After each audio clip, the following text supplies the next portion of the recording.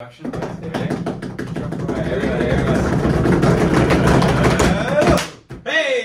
this is Generation. Hey! No, that was unfair. We're here with our guest.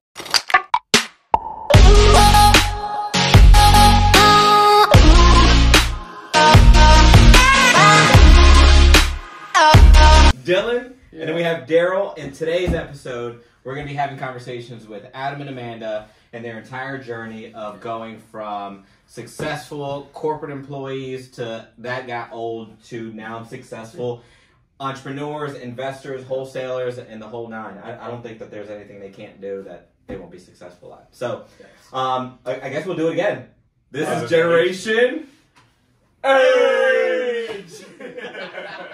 I put both up. I gave one. I did both. We can do most things. Yeah, sorry. There's some gaps. There's always room for improvement. Always room for improvement. All right, well, I don't know. The podcast reaches quite a few people. Most of them are in our kind of area, right, in the Richmond demographic, sure. But some of them do kind of reach outside of that. So introduce yourselves a little bit, who you guys are. Do you guys know each other outside of like what you do for work? No. So on and so forth. And then we'll start to get into some of the questions of what's led to your success, what led you guys to get out of your corporate environment, and what you guys are looking forward to doing going forward. So cool. Take it away, Amanda. Oh. Ladies first. Ladies first. Come on in. We are Adam and Amanda New. We are based here in Richmond, Virginia, a little bit north of the city, actually. We have been full-time real estate investing since September of 2020. We did have high-end corporate jobs, if you will, that just sucked the life out of us. So we made a pretty dramatic pivot, stood up a business as fast as we could so we could get out of that. And so now here we are. At this point, 2 years later, we do have a successful wholesaling business. We now also own some property. And we will continue to grow that as we continue our journey. So. Anything to add on to that? No, she pretty much covered it. Yeah? I do know our story, which is good. Yeah. Hey! She was prepared. She read the notes. All right, so then we'll get into that a little bit. So you guys were married for how many years before you started to, I guess, go out on your own and... Yeah, when was your anniversary, Adam? Where's your ring? We're coming up, Adam. Yes. How about that? Actually, to be fair, I will give you credit on this. He consistently loses his ring, but we know it's somewhere either in the laundry or it's on top of the kitchen sink. Always? We're on ring number 4. My wife gave up after like 3. Yeah. She was like, I'm over it. Well, we're on like a loyalty program where it's like buy 9 get the 10th free. So we'll just eventually like get the free one and make it worth it. So sorry. We were literally walking out of the house earlier today. I was like, I can't find my ring. I should go find it. And we're just like, no one will notice. And then Carlos was like, where's your ring? Perfect. No, so when did you guys get married? So we're coming up on 10 years of marriage. 10 years of marriage. It'll be 10 years in May. 10, yeah. So And you guys have been in business for 2. 2. So yeah, probably we're looking at about year 7, 7.5. 7.5 years. Okay, so there's a big difference because I work with my partner also, right? Yeah. And it sucks. It's good. It's good, but it's Oh, no. It's a real thing. Featuring now just Dylan and Daryl. Carlos is before. It is a very big adjustment. It's a big adjustment. It's a huge adjustment. There's a lot of things. And I don't want this to like take the segment, but there's the way that you communicate to each other as partners in life. Yeah. And then there's a different communication that happens within the business, right? Correct. And then you also need to separate the two when you're at home, especially when you work from home, like you guys. I mean, I don't think that you're on the road most of the time and you're at home, or vice versa. Yeah. Same thing with Rocio and I. Right. She's home, I'm home, and I don't know. We each have our like responsibilities, but like I don't know. It can become a thing where it's like you're stepping on my toes. I'm sort of. Yeah. Oh yeah, big time. And I think, and what added complexity for us is that we've actually worked together our entire married life. So within 6 months of us getting married, he got a job doing credit card processing outside sales here locally in Richmond, and his boss asked, do you have anyone else you think would want to work with us? He's like, well, you can call my wife. She's like, you think you should do it? And then I got a job too. And then when we got promoted in complementary roles. So we've always been up each other's butt, like this whole time. So we actually thought when we left and we start this business, oh, we've already conquered that component. Yeah. And then we realized we had not. So we had to revamp and retool and change how we communicated again as we went full time into doing this. So. The corporate world sets up those guardrails for you. Yeah. Like this is your specific role, and so like we actually were already in complementary roles where neither of us really touched what the other one was doing, but we might have some influence. Yeah. And so it's actually a really benefit for a husband and wife to work together because you know the other's intent, which was the real issue with that role. And now all of a sudden, like, we have to define who does what. So that was the first major challenge that we had in business, was just figuring out, okay, this is what I'm going to do, so don't touch it. And then she's like, this is what she's going to do, so I shouldn't have any influence there. So. Yeah. The other layer that it complicates it a little bit for us is, like, holding each other accountable, right? Mm-hmm. So it's like, I don't want to hear my partner, I don't want to hear my wife telling me that I need to do certain things better or faster or whatever. You don't think that goes organized. Over well? Yeah. Never does. Never does. But magically. But and I'm sure you guys went through this. It's just like you just continue to repeat to yourself, like, we're on the same team. We all want the same thing. We all need to get ahead, right, and be successful. So like, this is the best way that I could do it based on the time that I thought that I could needed to attribute to it. Right. Yeah. You think I needed to slow down a little bit more and do it a little bit nicer or better or more organized or. Then I hear you. Right? Well, it's also you have now 10 years of a sales style. We've been in sales roles this entire time. Yeah. Our sales styles are wildly different. Wildly different. So he'll hear me on the phone. He's like, what are you actually doing right now? And I'll hear him on the phone. I'm like, wow, you sound like a turd. And I'm like, but they both are equally effective in their own way because they are authentic and true to us. Yes. So it's recognizing that there is value even if it's different. Yeah. That is a very interesting dynamic. Mm-hmm. So. Yeah. And that's a really good point that I will probably end up touching on later, is just being true to who you are, right? And that's probably what's led, in my opinion, to everybody at this table's success is like, Adam is a unique individual, so is Amanda, so is Dylan, Daryl, myself. We're all very unique, and the moment we try to play into a character then we're just like everybody else, and it doesn't make us unique, and it also doesn't make us successful, and leads us to like having our own successful business. Absolutely. Right? Sure. Absolutely. And that's what I feel like a lot of people try to do, is just, how do I duplicate? No. Take what they've done and mimic it however it fits into your lifestyle. Correct. Right? Big time. Yeah. Cool. So you guys did that. You guys had your sales roles. You guys were successful there. And then there had to be a pivotal moment. I feel like it always is for everybody. A pivotal moment of like, this is for the birds. Like, I'm over it. And sometimes it's brought to you. And sometimes it feels like you're at rock bottom, and like that's your light at the end of the tunnel. But like, it's always different for everybody, and then that's the chip that we all carry all the way through until the point where it's like, now I found my why, and you love it, right? So like, was it different for both of you guys? You guys were already married for 8 years at that point. I'm sure you guys had those conversations leading into like wanting to start this venture. So we had already known that we wanted to do something in real estate prior to our daughter being born. So she's 3 now. And so we had actively started looking at that. Then Amanda became pregnant, and so then that added a whole new layer of complexity to that. So like, we were even going to like networking events and real estate events while she was pregnant, flying all over the country. We were blessed with the fact that you had how many months off? 4 months off for maternity leave. Nice. And I had two, yeah. And like totally like completely zero communication during that time. So like, they couldn't email, they couldn't call. Like, if anyone from either one of the organizations we worked for had contacted us in any capacity, they'd be in super big trouble. Yeah. So like, we were cut off from our jobs. And I think that was the brilliant thing, was like, here we are now having to deal with this newborn child, and we're thinking that's going to take all of our energy. When in fact what we found was you remove the average person out of a W-2 environment and their brain just lights up. So even though we're more tired than we've ever been in our entire life, we're dealing with the challenge of a newborn that it's our first child, so we're not used to that. And just all the complexities that goes on with that evolution of an infant in the first couple of months.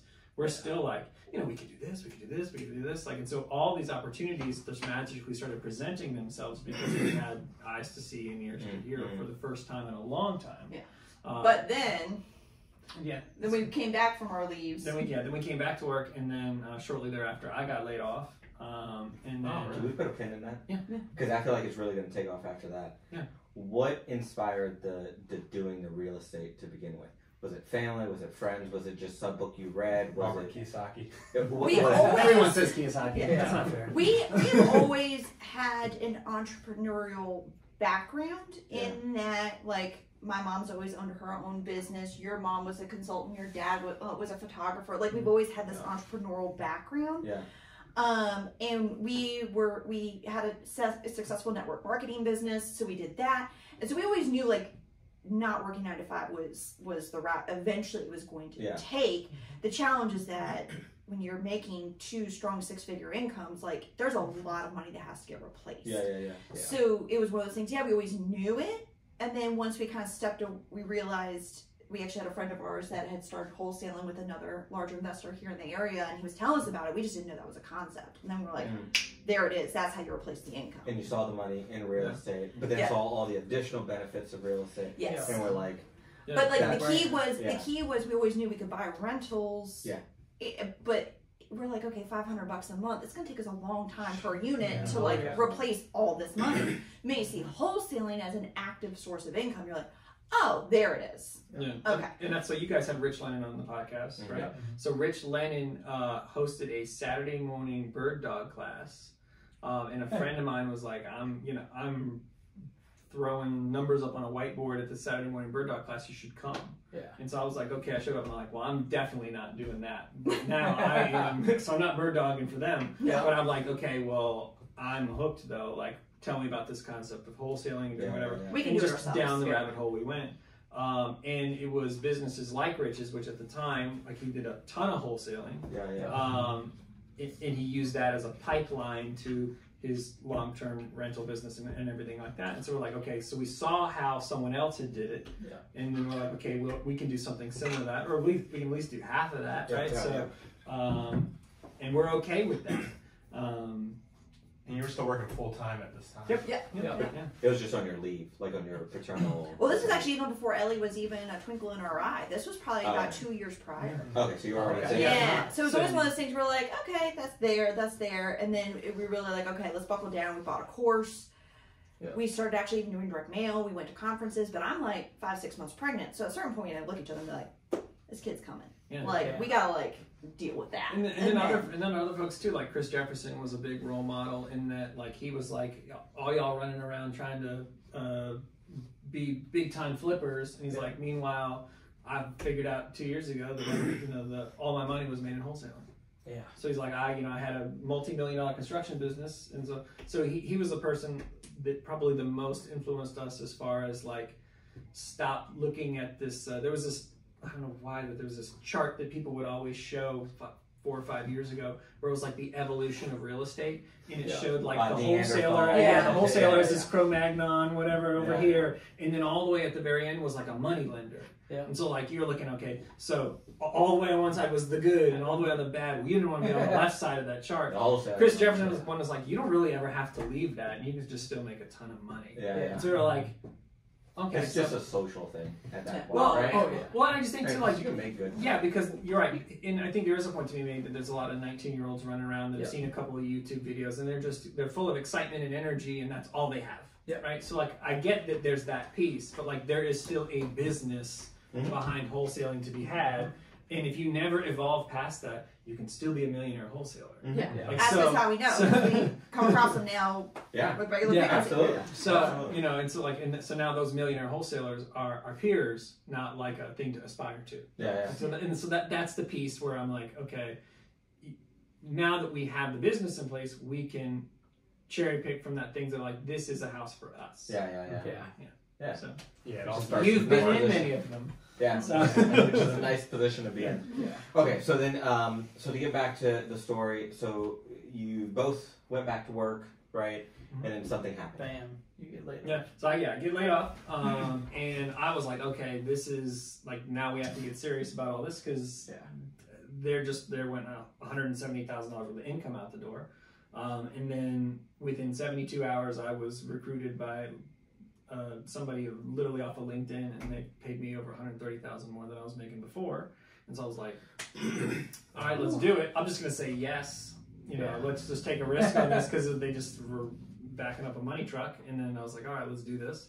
I got there, realized very quickly that like my personality did not match the organization at all. I was a terrible culture fit. They were like all IBM School of Management type people, and I was the sales guy, and that's just did not mix. And very quickly we realized that if they were to offer me some money, I would handsomely walk out the door. But during that time also, we knew you were, and rightfully so, we had given this company 8+ years of our life at that point, and they were just like, bye. I mean, they gave them a severance package, but bye. So at that point you were straight salty, and rightfully so. So I think at that point it was like, all right, I never want to be in this position again. So like we've talked about it, we've dabbled with it. Now we actually really got to get serious. So in that like 30-day gap between the old job and the new job, because I was still working, down a rabbit hole you went down YouTube. 18 hours a day, just content, just trying to figure out how to reverse engineer like what a true business model for this would look like in our head. So before that, you were at zero. Like you were just going to conferences, you were talking to people, you were, I guess maybe like tasting we were a platter of several different things, and you were kind of getting a feel for it, and you were and you got laid off, and then you immediately was like, here we go. Got an offer, came in, knew it wasn't going to work. So at that point, you made the decision to turn off that switch of a corporate employee and then turn on the switch of I'm going to figure out something on my own. Sure. Yeah. And like so, and at that time, I think it was just like consuming content and going to events and networking and all that other stuff. We refer to it as the difference between just-in-case knowledge versus just-in-time knowledge. So just-in-case knowledge is like, I don't know anything, so I'm going to go learn everything. And so like that's what we would spend months and years doing that. And then once it finally got time, like, okay, we're standing up a business in the next 60 days. Like, you only learn what you need to do to get to the next step. And that changes. That from the mistakes, you'll learn again. Well, and I don't need to worry about step 5. I'm on step 1. So get really good at step 1, and then once you get to step 2, figure out step 2, and and incrementally figure it out. And that's a really big one that I feel like a lot of people don't consider, and they want to start up I don't know. Well, they compare themselves to you guys now, which is not. Well, and that's anytime. So at this point, we've had a lot of newer people like, I want to get into wholesaling, I want to learn this, I want to do that, but then they start talking all this other stuff, and I'm like, no. Like, you have to be so focused on this one thing. Don't worry about sub 2. Don't worry about creative financing. Don't worry about getting your real estate license. Like, you can't do all of that. You have to get laser focused on the one thing. And they'll ask me, so like, what should I do next? Nothing. I'm not going to tell you to do anything until you do the first thing. Here's how you do the first thing. Go and do, report back, and then let's reconvene. But I'm not giving you the next piece of this puzzle until I know you've mastered piece 1. It's not worth it. It will just get you confused. And that's so consistent with like anything. Right? I mean, it could be Amazon, where it's like, sure, they sold 1 million, but they also just focused on books and got really fucking good at shipping. And they got really good at that, and then they expanded. Right? And it sounds like you guys did that. You guys really focused on one niche, got really good at that, mastered the skill, and then started. And now you guys get really creative with your stuff. And have all kinds of exits, either for yourself or for other people. But it's because you've learned the skill set. That wasn't what we did month 1. Now we're doing that. That was not an option. 2 years down the road. That was not an option month 1. Month 1 is I got to put food on the table. I got to pay a mortgage. And I've got a runway because I got a severance package, but it's a small one. Yeah. So when you guys went full-time into it, did you have to lower your expenses or figure out a way to budget a little bit better because you're both leaving $100,000? No. We're spending more money than we ever had because for some reason we decided to do all this while also doing a kitchen remodel. And then, what else did we do? The whole first floor. Yeah, basically remodel our whole first floor of our house. We did all new floors. We redid the kitchen, did the half bath. Because when you got the job 30 days later, I was like, looks like that's that much money. Because it was really more of it was a bonus at that point. You get laid off. They give you like 3 or 4 months of pay, and then you get another job 3 days later. Signing bonus. You probably got a signing bonus. Yeah, it was. In hindsight, is horrifying. At the time, it felt fine. And even better is when we quit our jobs, we hadn't even made a dime yet. That's the part that, to this day, I'm like, we are so dumb. Like, but we were so out on faith. Like, we were so committed. We had 2 things under contract, and we were so naive that we just assumed everything comes together at the end. Like, that contracts don't fall apart. And so we had them under contract. They had not closed yet. One we had a buyer for, the other one we didn't. And we're like, yeah, seems about right. Mic drop. Just left. I feel like it's fair to assume that's like the employee mindset, right? Of like, I'm working right now, and I'm gonna get my paycheck next Friday. It's gonna be there, right? Yeah. I got something under contract. What happens next? We close on it. That's what happens. We find a buyer and we close on it. There's no title issues. No. The buyer always is cool. Nobody's money falls through, and it's all going to work out. It's always going to work out. Now, thank God it did. It was fine. It all was okay.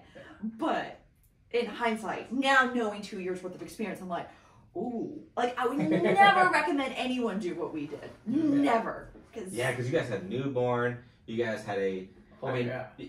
You guys are, don't take this right, you guys are simple people, right? I mean, you guys travel a lot, but you guys aren't like, no, I don't mean it offensive, but like, you guys aren't driving around in like, inexpensive no. And like, you're not. We have an average house, we have average. You guys have a good lifestyle, but it's not like, you guys aren't overspending on stuff, right? So like, I can't imagine that with your good incomes, like you were living paycheck to paycheck at that point anyways. So like, you could kind of draw that back and, you know, try to take this thing off the ground. And I'm sure you guys had some savings. You guys were financially responsible. I guess my point is like, you guys were probably financially responsible with your incomes even before you decided to go. Because like, once you start your own thing, you have to be financially responsible. Yes. If you're not, and you don't have 4 or 5 different accounts to put money in, and then the shit's gonna hit the fan, and you have 7 deals closing at the end of the month, but you don't have anything closing for like a month. Right. It can really and it's also like, okay, when you think about standing up a business, there's no business to pay for the business expenses. Where do those expenses come from? Your bank account. So it was like, all right, use this summer. It was summer of 2020, peak COVID. You know, great time to do anything. Awesome. We used that time with his increased income or whatever. Like that, we didn't live off that. That was what stood up the business. Like that's what paid for everything. So that way we could do it quickly. Because it's like, we're doing this. I'm not like living in a van down by the river for the next 2 years just to like tell you 10 years later we made it. Like, no, I'm not doing that. Can I ask you how much your business started with?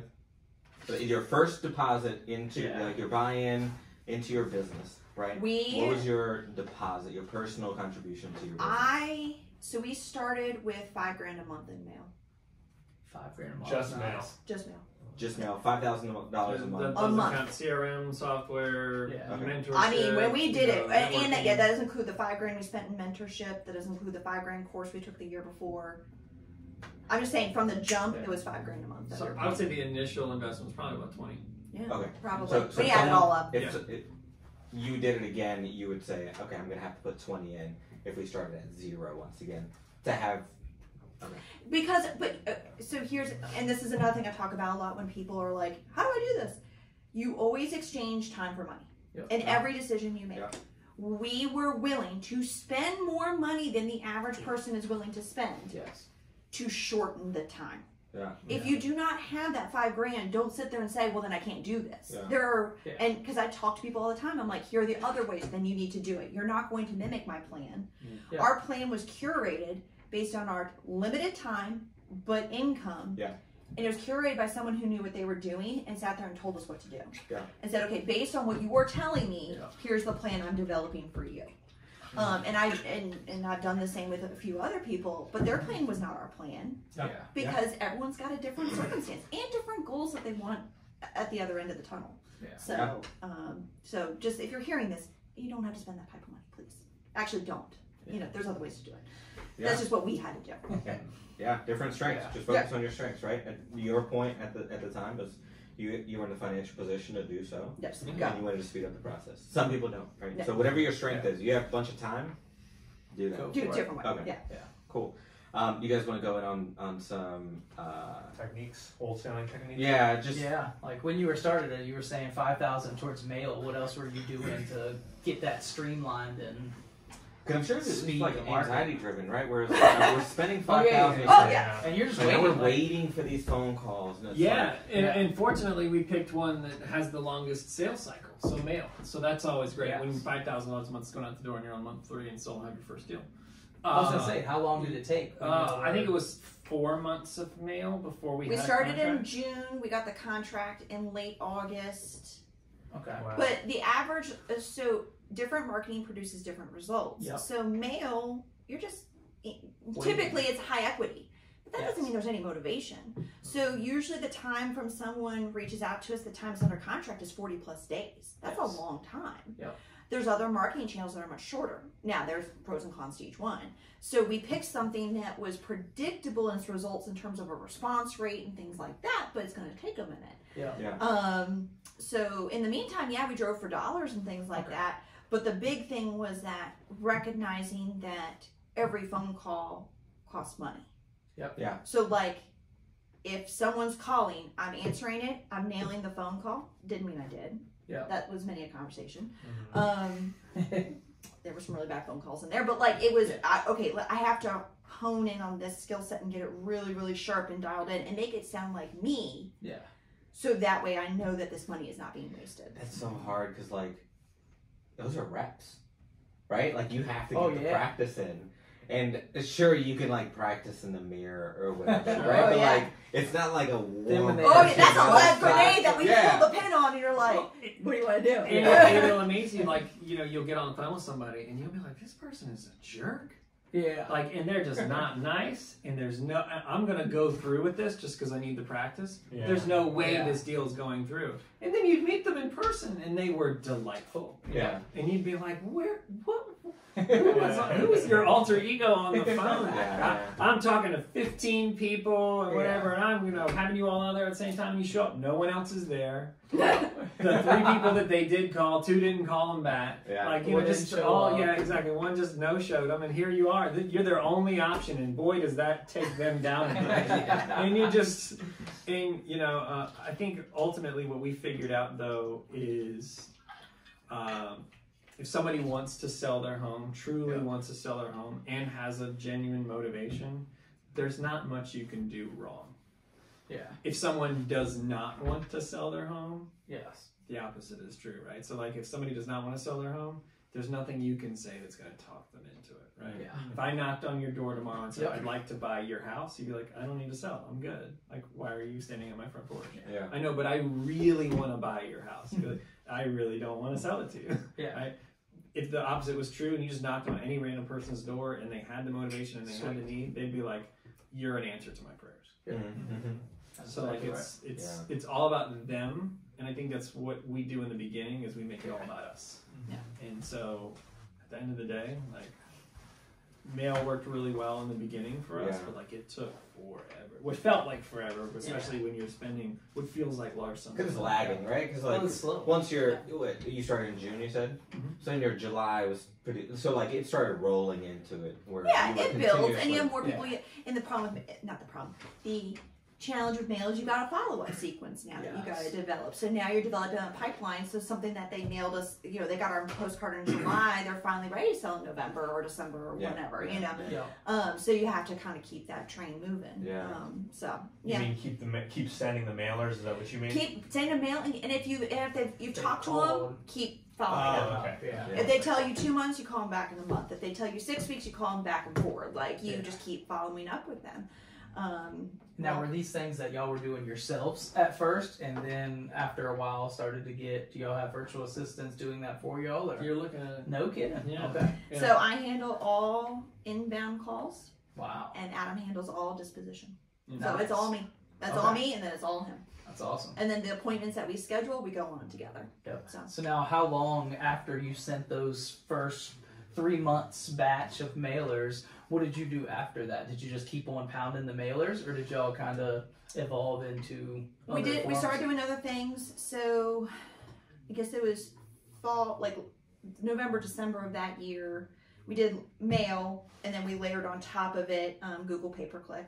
So we started doing some digital advertising, which is, once again, not for the faint of heart. Do not feel like you have to do that. Very expensive and a much longer runway, even than mail, surprisingly. Really? Yeah. The challenge with Google pay-per-click, and that's why you'll hear people say, I spent 10 grand and nothing happened, is that we are in an industry that's extremely finicky in regards to it. And it's also, Google has to kind of learn your vibe and learn your flavor. So basically what you do is you give it a really, really, really small budget, so that way it learns what you want to do, and then you ramp it up. But if you go in guns a-blazing like, my budget's $1 million a day, then Google's like, cool, and they'll give you everything you don't want, and you have to pay for it. Yeah. So you have to really work with someone who doesn't. So we work with people that are also real estate investors, so they know what you're looking for. They know what you're not. Really, it's less about what you are looking for. It's more about what you're not looking for. So you don't show up and waste money. And that is and the other thing with PPC is that it's an ever evolving cycle. I'm on our phone with our PPC guy every 2 to 3 weeks, and we're tweaking and tweaking and tweaking and tweaking and tweaking. Add this, remove that, do that. It is extremely technical, and you have to stay on top of it because it'll run away with you. You have to stay on it. Can you explain pay-per-click for people that don't know? Yeah, so if you Google anything, you've got the organic searches, but then at the very, very top in a different box, you've got the stuff that people pay to show up for. And every time you click on it, it costs them money. So if you were like, is it the ads up at the top? Yeah, sponsored. So if you ever like Google Target, and then like, let's just say you just like put Target in, it doesn't automatically go to Target.com. It goes to like 2 sponsored ones, and then Target. Don't click on their ad. Just scroll down a little bit and click on the one that's actually what it's supposed to be, because you're costing these companies money. Ask me how I know, because I see all your clicks and it's really annoying. And she knows where you live now. We don't even need to say the name of the company. No, I'm not saying it, because I don't need you clicking on my stuff. It's going to cost me $40 every time you do it. Adam and Amanda LLC. Find us on TikTok. Find us on TikTok. For the love of Pete. Please do not. Anyways. But it's funny though, because like the other reason why it's also difficult for any form of digital advertising is because wholesaling is adjacent to a $1 trillion industry that has nothing to do with wholesaling. They're attached at the hip, but like there is literally $1 trillion goes into traditional real estate and realtors. And then you're standing over here being like, I'll just take a couple of the crumbs of $1 trillion.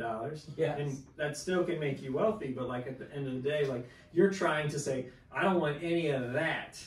I just want this. But I want to be real close to it. So somebody can be waiting to sell their house fast, but that doesn't necessarily mean they're looking for me. Correct. So so this is a great example. So flash forward now, this past summer, things have changed in the market, right? Yes. I've had to axe whole ad categories out of our PPC budget because people think they want me, but they actually don't. Okay. You list your house. It's been 3 weeks. You've had some crap offers or no offers, or the financing's fallen through, and you have to close because you've got to purchase the next house that you're moving into. You start Googling, need to sell my house fast, and I show up. Yes. You don't want to sell to me. No. You just being you just needing to move is not enough. Because you still have a dollar amount you're trying to hit, so that way you can move. It's not 60% of the value. Correct. Because usually the home's in a much better shape. It's a higher quality home. That's great. So I've had to axe that whole ad group for now. Need to sell fast. You're not showing up at all when people type it in. No, because it's literally people that their agent said we're going to list on Thursday afternoon. So that way we have showings Friday, Saturday, and Sunday. We'll review all offers on Monday, and then this thing is done. And so they follow with their realtor at 9 o'clock in the morning on Monday. We've had no offers, and at 9:15 a.m. my phone is blowing up every Monday. For people that are like, hey, I want you to buy my house for basically this price to subtract seller commissions, right? Whatever they had it listed for, subtract seller commissions, and then like that's what or realtor commissions, and then they're like, cool, that I would love to sell to you that, and I'm like, well, what you don't realize is that is actually more than 100% of what it's worth. Because now you don't even have to pay realtor commissions. Yes. So it's like, and then there's gonna be a realtor involved on the back end for me somehow. So like, there's no way for me to force appreciate your home to 150% of its value. Yeah. So like, it's stuff like that where psychology matters, and so like you're in a whole different world, and like that is not for the faint of heart. It's also crazy expensive. So it can be profitable, but it's high risk, high reward. Yeah. So like that's where like, I think mail, like if anybody's starting out, all the traditional stuff like driving for dollars, like it's low risk, medium reward, right? Because I know a lot of people that crush it in driving for dollars, but it's like, it's just your gas money and your time. So if you completely screw it up, you're out nothing. You're maybe a couple $100 in gas, right? Yeah. But if I screw up a call with a Google pay-per-click, we're talking about thousands of dollars on the line. Yeah. So you can't. When the market shifted just because the interest rates had gone up, we lost 12 grand in need to sell my house fast in like 45 days. Wow. Just from people that thought they could just because what was like had historically been working, all of a sudden the interest rates hit a certain point, and then the only people from that point on that were making that search term were the people that had already been working with a realtor and determined they now need to work fast. Yeah. Do you ever close on those leads ever if they're coming from a realtor? No, because the end of the day, like, you know, doing the right thing for those people is to be like, give it a second. You know, like wait. Yeah, give it another week, right? You know, because they will get something, or the market will respond in kind. Because you know, like in any business, there are people that say, okay, we should list it up here when it's really should be there. Correct. So like, okay, what do I do? You know, negotiate them down to 100%? Like, nah, that's not good. Yeah. So did you guys recently change to paper, or were you guys always doing that? We did that starting November of 2020, so we've been doing it ever since. Okay, so you did mailers for you still do mailers, but you did it for 4 months, and then you were like, let's evolve this to add another layer. It was, and again, it goes back to personality. So I think, you know, you've had a lot of folks on here that I just happen to be familiar with their business. They're 100% mail and they're crushing it. Right? Yeah. So like I'm not downplaying it all. It's more about what's right for your personality. Along with mail comes a lot of calls of go F yourself. Yeah. You know, from like, why did you send me mail? And I'm like, I don't know. Do you call Domino's and yell at them when they send you coupons? Like, you know, so you get really good at responding to people. And that's actually a really good practice too about dealing with people. Is to take someone from up here to like having them apologize by the time they get off the phone. Yeah. That's good. And you know, people are a lot more bold with a company than they are with an individual. Correct. So like, especially when I answer and I'm like, hi. Yeah. Yeah, go ahead. Like, your accent's really good. So since it was just the two of us, we realized we either had to outsource that piece. So like, mail created a problem of a lot of inbound phone calls. 90% of them being go to hell. Yeah. So like, someone has to answer, or like you have to send it to a voicemail inbox and decide which ones you want to respond to. Like, so it created its own problem, which is now an additional expense of, okay, who's going to answer this phone? And who's going to sort out these calls? So you can pay people, you can pay VAs, there are companies that do all this stuff for you. And we had that self-managed, we had that managed by a company for a while, but we just realized we just didn't connect with that concept of pissing off the world and then hoping the ones that truly had a negative contact. And so that's where like, let's change it to more, so we just, our vibe connected with people. Yeah, that's a really good point, because like, you're essentially, it's your business, right? And there's so many ways of like getting business. It's why create a hassle for yourself when there's so many other options of like, the leads that you're getting now, I'm sure, are a lot warmer and a lot more specific. Yeah. And your likelihood of closing those, I mean, I don't know if you don't mind sharing like what your. You're just like 1 out of 4, 1 out of 5. See, I mean, opposed to, I don't know, out of 100, maybe 5 of them. You know what I mean? Like, and this goes back to every style of marketing has its own set of pros and cons. So okay, so you switch to digital. It's crazy expensive, highly, highly motivated. Yeah. But you have no idea what their equity position is. Gosh. So here's the so we were wholesaling very successfully for, I mean, we still do, but like mail equals wholesaling because of the type of list you're pulling. Yeah. Now it's roll the dice and let's see what happens. So are you skilled in having a subject to conversation, a creative finance conversation, a short sale conversation, a pre-foreclosure conversation? Like, do you know how to navigate all those different aspects of why someone sells their home? Yes. Yes or no? So you could be leaving a ton of stuff on the table going down that road just because you're unfamiliar with how to work on those types of conversations. Because the minute we shifted is the minute all that stuff started showing up. And then we're like, oh, just in time, let me make sure I understand really how to talk about this effectively, simply, and be able to communicate it in such a way that someone realizes this is a good idea. And with mail, everyone had a ton of equity. So like you could always have that same pull the same lever every single time. Right. And now all of a sudden somebody calls you up and they're like, hey, I just need to walk away from this mortgage. I have negative equity. What do I do? Yes. And now you're like, okay, well, I'm able to have that conversation, right? So I can go. So if you're brand new, you saw some of the projects that we picked up sub 2, right? We had talked to no one about sub 2, and now like every 5th conversation was sub 2. Okay, but that's different styles of marketing, right? So you mail.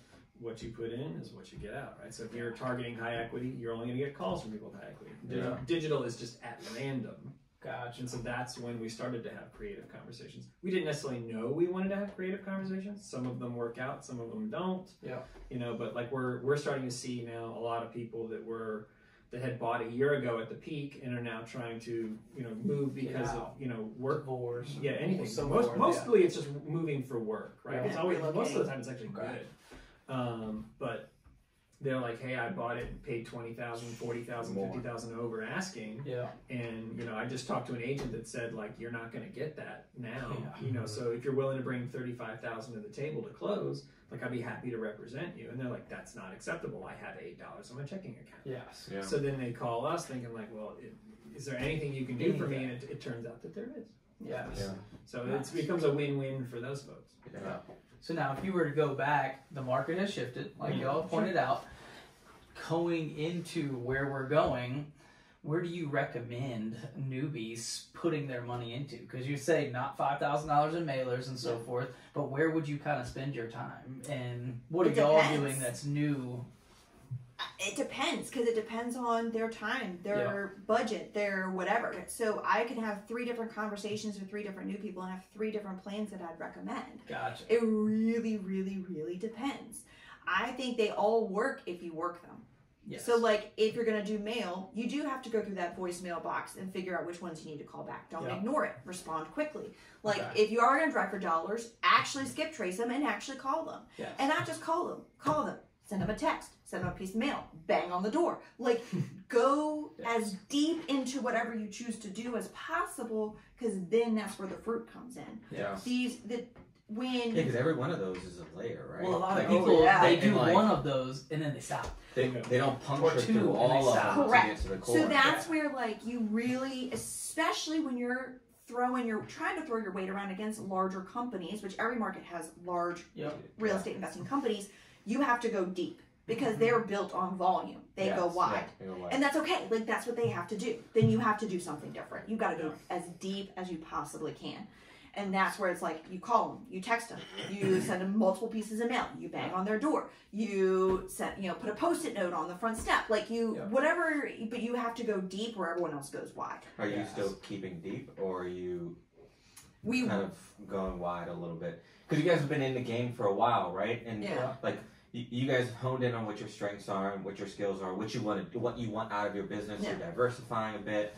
So I'm sure your strategy has changed from even 6 months ago. It's probably changed, right? So is that going deeper and just doubling down on what you guys were doing before, or is it kind of coming up and kind of like going wide a little bit and maybe picking from different lists and maybe focusing on the more creative stuff and like, again, going wide, or is it just these are the kind of homes that we want? And what will probably happen in the new year is, so we had an employee that was helping us go deep. And then he moved back in with his parents. Back up in Virginia, so he couldn't work with us anymore. We probably in the new year will hire someone to continue that process that he had started.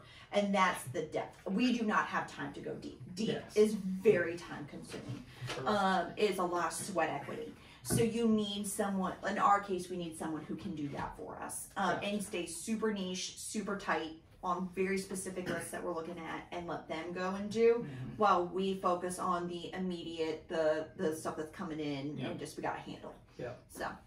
Now, going to this new year, have y'all's list changed? Because beforehand you were saying you pulled high equity and things like that. Are you still pulling those lists, or have you switched to more of a creative or different type of list? I would say that hasn't really changed at all. Okay. And I don't really think that we go searching for creative. Yeah. I mean, I believe you can, Yeah. but I don't believe that we are searching for creative. No. It's more just that like 1 out of every 10 or 1 out of every 15 conversations just naturally leads to that. Gotcha. So there are some people and I think especially when folks are new, they get really attracted to the concept of subject to or taking over someone's mortgage, that sort of thing, because what they're saying, but what they're really saying is, I don't have any money. Yeah. So I can't go buy an investment property because I don't have any money.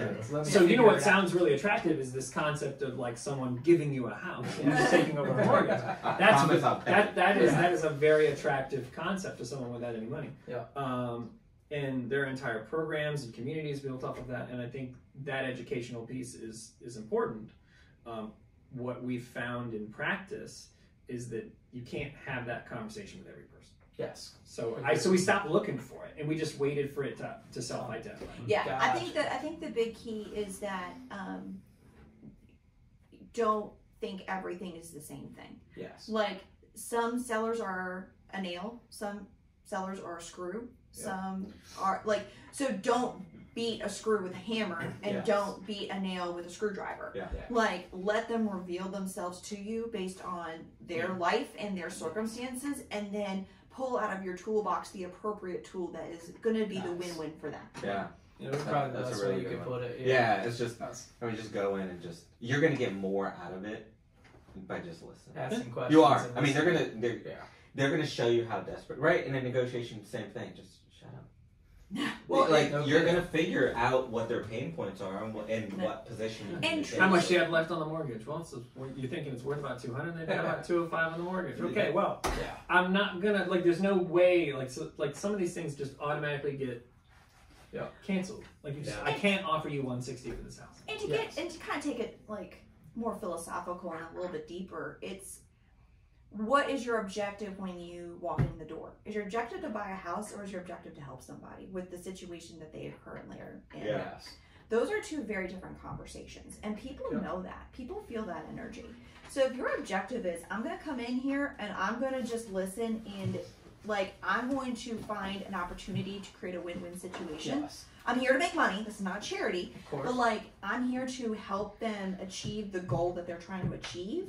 Then that's what's going to come across. Yes. But if you're in there to buy a house, they feel that, and it just is off-putting. Yeah. Because you might be buying houses every day, but for them, most of the time, this is some sort of emotional experience. Yes. It's probably one of the few times they'll ever do it. Or they're selling it because someone has died. Or they're getting divorced. There's always emotion attached to this home. Yes, I mean. So you can't just walk in, kick down the door, and say, "I'm gonna." Yeah, you have to just slow down and really connect. Between you and Daryl, you guys might just be like, "All right, I want to wholesale it for 80." He's like, "I could get 85."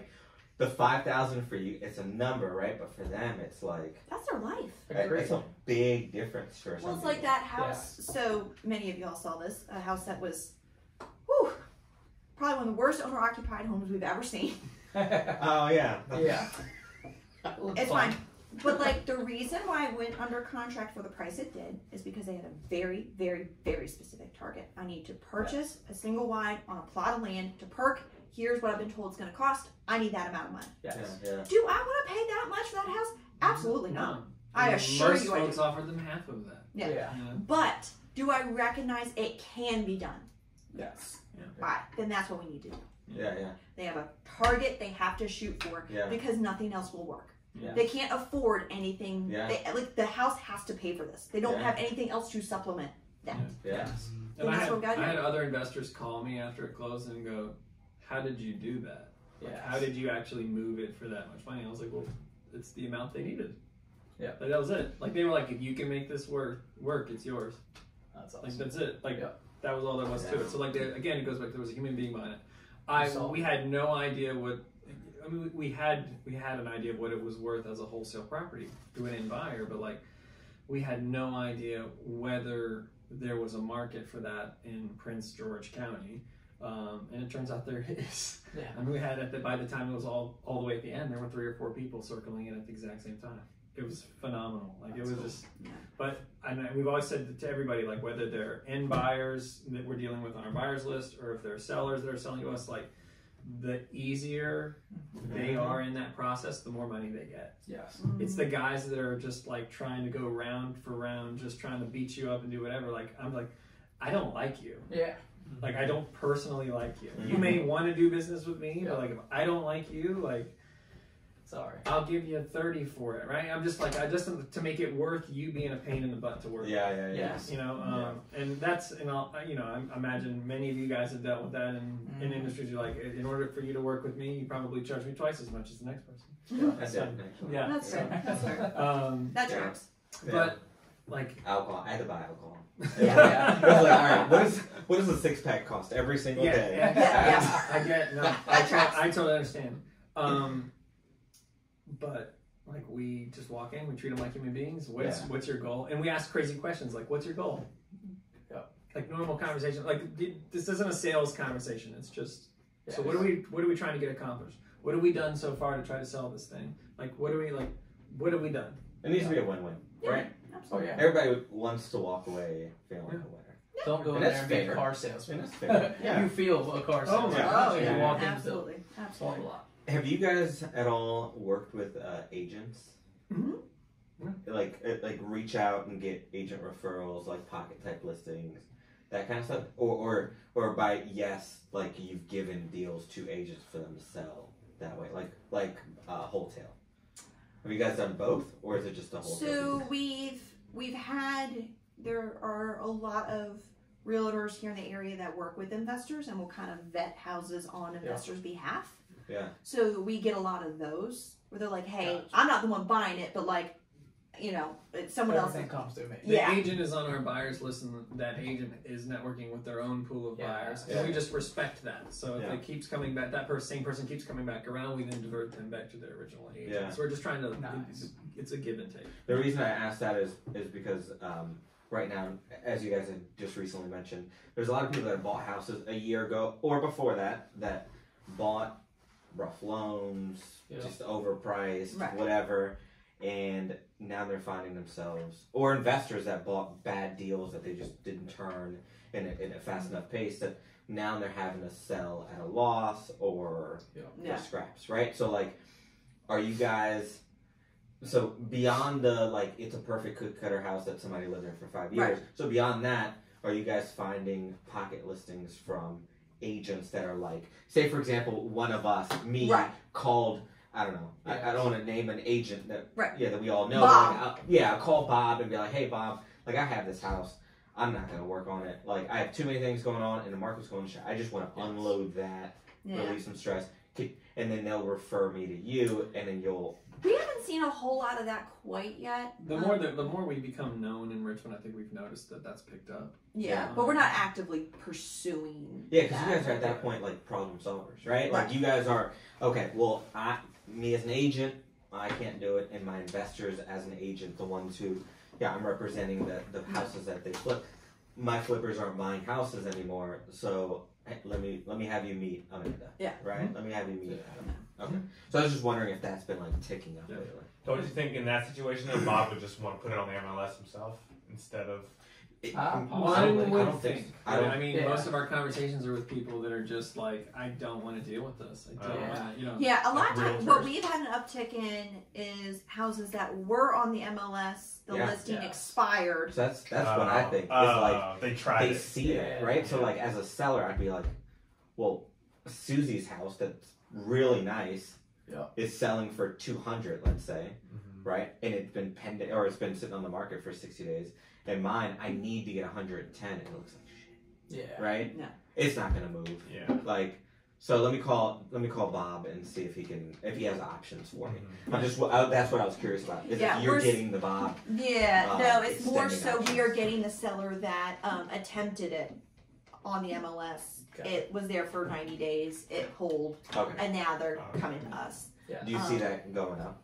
Yeah. Oh, absolutely. Oh, yeah. I mean, there's a much bigger sub-2 conversation for us going forward. We're seeing that. Nice. Or just standard wholesaling conversation. Like the one in Ashland was the example. Like that was a failed listing that came around. And the 80-20 rule still applies. So 20% of the agents are doing 80% of the work, but also like the success that the market is having is also tied to how good your agent is, right? Yeah. And it amazes me. Agents taking pictures with cell phones. Yep. And they've got a 5-year-old cell phone that doesn't do well in poor lighting conditions. Yeah. And all the curtains are drawn, and all the blinds are closed, and they're not moving things around. That like, and so if you saw it on Zillow, you'd run from it too. So like, it's or those who know Giles submitting offers on it. Better ones. It's even crazier because like oftentimes those are in the neighborhoods that y'all aren't looking at. Yeah. Right. So like those houses will be in the nicer neighborhoods in Richmond, and then they're like, "Why isn't my house selling?" Oh, it must be the agent, and maybe it is, and maybe it's not. But like, or maybe they have the world's greatest agent, but like the seller isn't willing to ever leave the house so that it can be shown. True. And so they're self-sabotaging, right? Yeah, so it's just all of these little things that combine. The psychology behind it is fascinating. I haven't wrapped my head around all of it. I don't think I need to. No. But like at the end of the day, like those end up being folks that call us because they're like, the MLS has failed us. And an uptick of those are coming. Yeah. Because absolutely. the ones that didn't stage their house and it looks like a 5-year-old drew all over the walls and you took a picture of it, they're not selling. No. Yeah. Are you guys, from the conversations we've had before, virtual was just kind of like a you weren't going to go national. Like your state, and that was kind of like what I was asking before too, like deep or wide, right? So like, because that's also what was the goal. The goal was to stand up a wholesaling business so we see the first thing. We're the first line of seeing stuff, so we can keep what we want, cast out to see the rest. So how would virtual achieve that goal? Well, you still could. You could, but you you're could not. buy in. But at this point, I would just say, and that might be our vision 5 years from now. But like, am I currently comfortable with that? Yeah. Like, I still need to physically lay eyes on anything I am personally going to acquire. There's no knock on the room. Yeah, like I gotta know. I just gotta know. Yeah. So yeah. Okay. So now moving into this next year, or am I too soon? Where are y'all trying to go? What's the goal for you guys moving into next year? Is it to acquire and keep more, or keep wholesaling? I feel like if the opportunity comes. Yeah. Right. Yeah, that's a better way to put it. I feel like as the market contracts, then it's more of a concern about just making sure that like cash reserves and things are there. So we're not going to go out and spend a bunch of money in that regard. Yeah. So when the subject twos pop up, then it's like, okay, I'll take this one, I'll take that one, I'll take this one. So we probably will acquire at a slower, like a forced slower pace, just to be responsible business owners from the standpoint that we're operating, so that we can focus our time and attention on the stuff that's most profitable. Yeah. There's a target that we not need to, but like when we think about the goals of what needs to be accomplished, there's a certain size wholesaling business that we would like to have that we recognize would create a lot of stability. Not that we're not stable now, but like if you had this, then you can start replacing yourself. There's enough money that you can start replacing yourself. Do you mind sharing what that number that is? Because I'm sure you guys have been to enough conferences. Yeah, I think in Richmond it's going to be about 1.2 to 1.5. Okay. In reserves or no, like in terms of gross revenue. Okay, gotcha. I don't know if you want to keep that much in reserve. So if a wholesaling business at the margins we are currently running would run between 1.2 and 1.5, that would give us the breathing room to outsource the majority of the business. Now the challenge that we are wrestling with, and we will continue to wrestle with, is brand. The brand of this company is we are Adam and Amanda, we're a local small business. Like, here's our cute kid, here's our dog, like, sell to us. And we're the ones in the living room. That will have to be the last piece to go. You would start outsourcing everything else, but that's the moneymaker, and that's where we make our paycheck. Yeah. So like, I mean, whatever you're doing now times your multiplier in order to get there. So I mean, you're easily working 2, 3, 4 times more than what you're at now. So that right? everything has to, the other stuff has to get peeled off. So that way, all you're doing is this core thing that makes you the money, and that will be the part that will be the most difficult to untangle. And some of them we're still wrestling with. I don't think we've got. I don't think we've got the right business answer. Owner? Yeah. I would say that we can do between 1.2 to 1.5 and just be doing seller appointments. Yeah. Like we can manage that with our timetable and still not really go much past 40 hours a week. But I will say everything else would have to be taken care of. I will say that that's like a very meticulous, well-managed schedule. It is. Like there's no way that it's like, oh yeah, they called, I'm gonna get, like, you're not available. Correct. If it's not pre-scheduled. And that's where you would really, and then like, and what you would really need to do is the people that you're bringing under your wing, maybe to answer the phone for the seller appointments and booking our calendar, stuff like that. You'd have to start getting them exposed to some of this. So if there's this great seller appointment on a Saturday and we're in Florida and we don't want to go, we don't have to just say sorry about it. Like you could send somebody, and then let that kind of ease them into that aspect of the business. It's still not something we've got fully fleshed out, because that is the part one we get the most energy from. So when you're thinking about what brings you joy and what doesn't, that is the part that gives us the most energy. So you're like, you don't want to give it up, but truly to make the business grow even beyond that, you have to be working on the business, not in the business, and that's the part that you're like really starting to figure out how to tangle with. Or else we just, or like kind of we were talking about earlier, basically what we did is we bought our jobs. We're paying for our jobs, and like that's not really the goal. It's not. That's not the goal. But you're definitely working towards, I mean, you've obviously already set your eyes on certain targets. Whether it's gross or it's passive income in other ways that will eventually replace that, and then you don't, you're not tied to it. But you're right. I think that, at least for me, and I feel like you guys too, like you guys are, or all of us, really, we're so in love with our industry and what we do. That, I mean, it's going to be a drag to like pull me out of it. Like it won't even be like a monetary thing. It's just going to be like a, but I felt so valuable in that position. And that's where when we think about the vision of what we would like to do long term, it's then we have to create passion and vision in other ways. So where we think probably. Once again, this is not fleshed out. Like, and this is not a right now thing. This is like a 3 to 5 year. That's what I was going to say. Is this more of a 1 to 2? So you've got this one. So the next step is you got to get the business to a certain size. So that way it frees you up to think about the other thing. And the other thing is education. So we tend to like to present. We think we're halfway decent at it. It's what we did in prior roles. Like, so that is something that we also get a lot of passion and generate energy from. So like that education piece, what that even would look like, I've got no idea. But like, that's where we can sit there and say, there's something there that will probably bubble up as we grow. But when, where, it's one of those things you just know it's somewhere there eventually.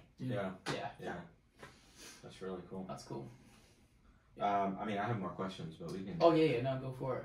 I was gonna say I got a bunch more too.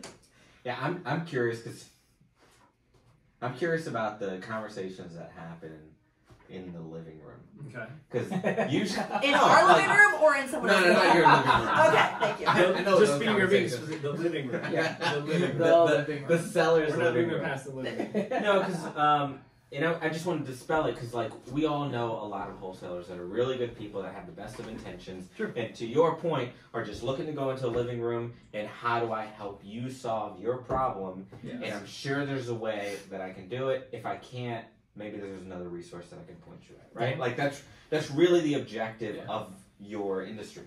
Right? Is like, obviously, you can't go on the market. Some of them don't even have kitchens or like, it can't be lent on, right? Okay. So when you're having those conversations in the living room with the sellers, I mean, you've now changed because before you were exclusively wholesalers and you were going to be assigning the contract. Anyways, I mean, if you could find a way to keep it, you probably were going to. But in most instances, 9 out of 10 times, you were going to be assigning it elsewhere. The sellers, were they aware that you were going to be assigning it from the get-go? Or was it, like, how did that conversation, did it ever even come up? Was it just kind of like a... It often never came up. Okay.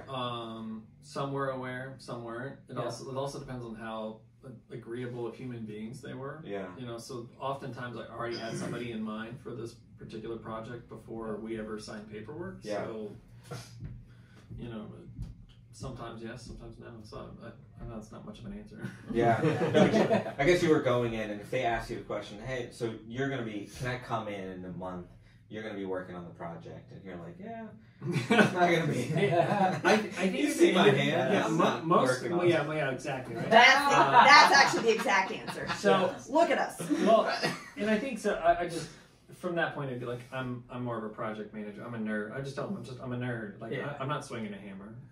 I have other people to do that. Right? Yes. And then that's an easy answer, right? Yeah. I think what to just kind of back up from the mindset for a second. So a lot of people that are starting out in this are incredibly young. Yeah. They can still do this too. That's fine. But I say incredibly like 18, 19 years old. Yeah. And so what they're worried about is that like you just don't look like it's possible for you to buy my home. Yeah. And we'll often use that like against some of them if we're in a competitive situation. We're like, I was talking to this young guy. Come on. He's not going to buy your house. And then I was asking him, I said like, did his dad drop him off for the appointment? Well, and I'll sometimes ask him, I was like, so when you were talking to Dylan, how old did Dylan look? Well, he's about 19. What car did he roll 19, up 20 in? years old, showed up in a busted Corolla, and I'd be like, okay, somebody ask him. Because some of these millionaires are pretty low key. Did he kind of carry himself like an independent multi-millionaire that just had cash to just buy your house straight up? Just write a check for this thing right here, and they'd be like, no. And I'd be like, okay. Do you think I have the money to buy your house? And they're like, yes. Taking deals. So now are you coming in the Gucci bags? Like, No, we got plenty of money. No. So like it's sitting right out there. It's a Toyota Highlander. Yep. You know, it's a So new car. here's the key. But like it's at the end of the day, it's just a Toyota. Yeah. But here's the other thing. So in order to pretend like to try and make themselves and project that they can, they roll in with the Rolex and the Gucci bags the Gucci and the whatever. Yeah. Because you know it ain't real. Like they can't rub two nickels together. Like no, the used Jordans, the whatever.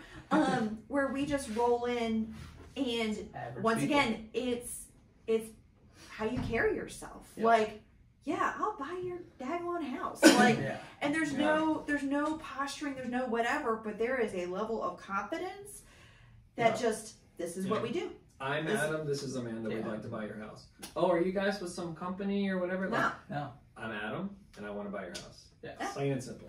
So let's talk about whether or not this is going to work out and whether we're a good fit. And that starts I'm not saying, please let me buy your house. Please let me buy your house. And that starts all the way back from the initial phone call. Yep. That starts with the how do we follow up? It starts with how do I confirm an appointment? And then by the time I'm in your living room, I don't have to do any of that. Yeah. I don't have to have the Rolex and the Gucci, and I don't have to do any of that because of how I've established professional, friendly rapport from the beginning. So it establishes credibility when I walk in the door. I don't have to do anything. And now we show up in a Toyota Highlander. Yep. And people think that we have more money than when we drove around in Lexus.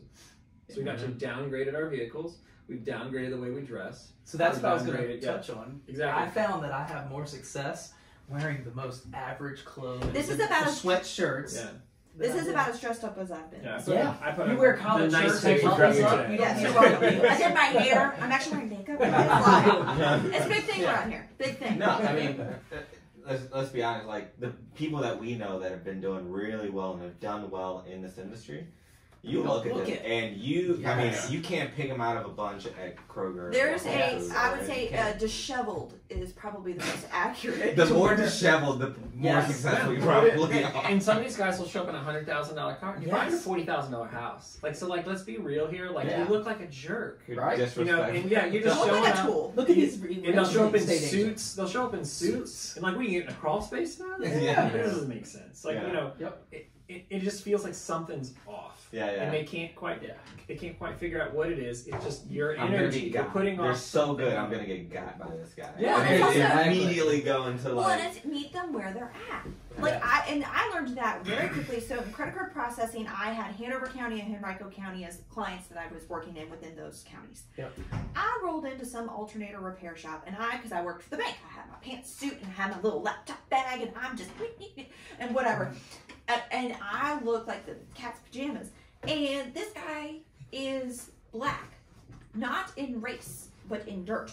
Yes. He is covered head to toe in grease. And I look like a freaking FBI agent. You talk about building up a wall? Yeah. I don't understand him. I don't look like him. I don't talk like him. I don't dress like him. Why on earth would he ever trust me?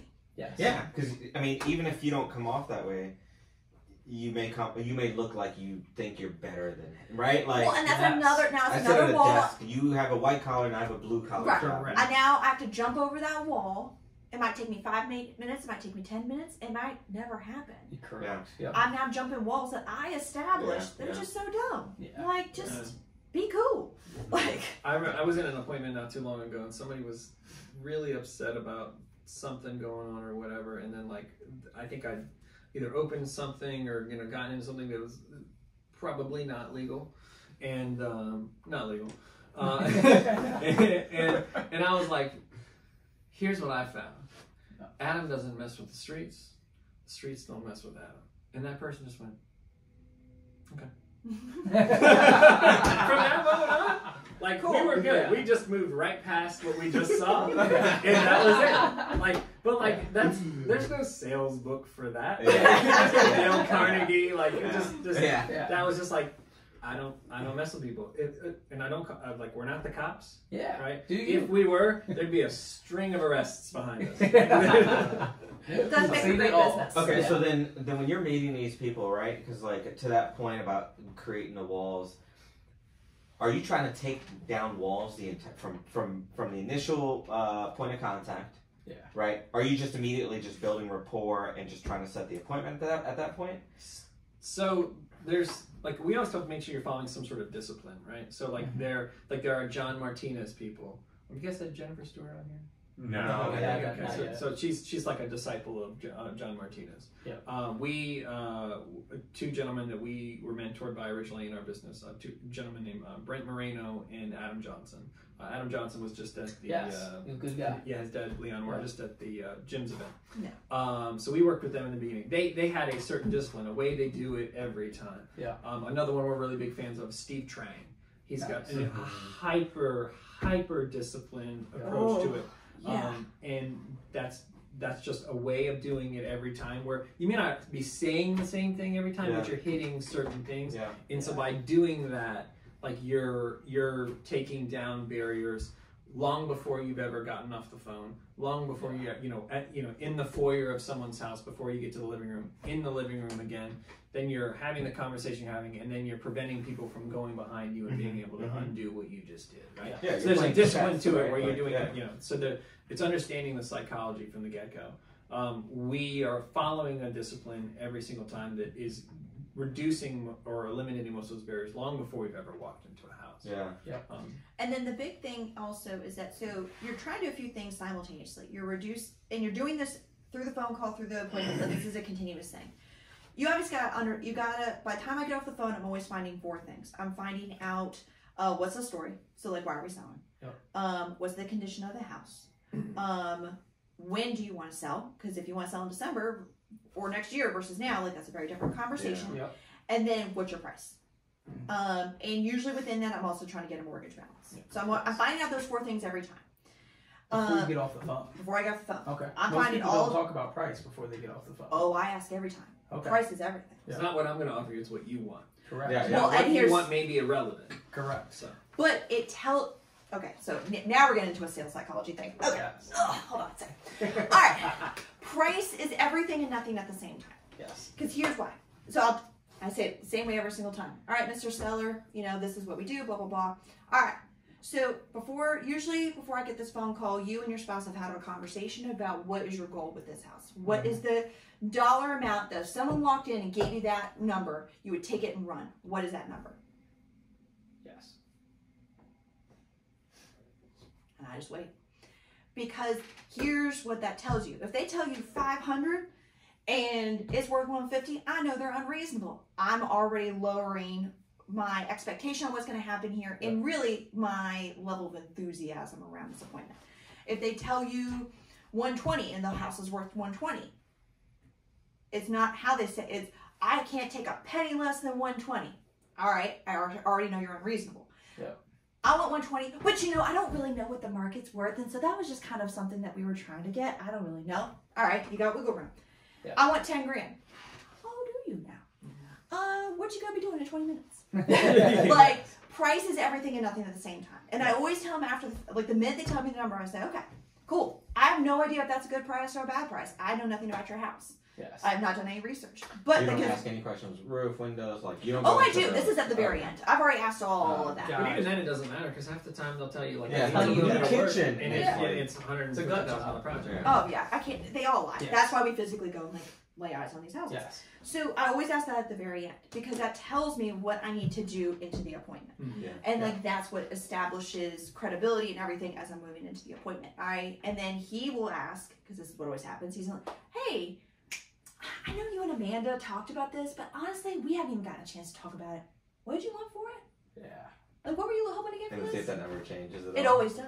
Oh yes. It always does. See, that's the lucky part. Oh, I get to yeah. tag team this. Oh, That's the best. if you ever saw me on the phone, or if you ever saw us in an appointment, we say the exact same thing every time. Yeah. It sounds, because now we know how to. Yeah. Ask off the each other. same thing twice. And I'm telling you, so even if it's not your spouse, if you've got a partner, if you've got a contractor, if you've got just another human being that's willing to ride with you and wants to learn something, bring them. It totally changes the dynamic of a conversation. Yes.